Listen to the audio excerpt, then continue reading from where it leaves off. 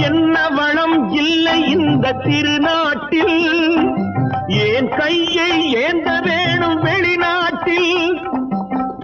ஒழுங்காய் பாடுபடு வயல் காட்டில், ஒழுங்காய் பாடுபடு வயல் காட்டில்.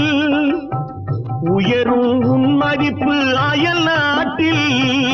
விவசாயி விவசாயி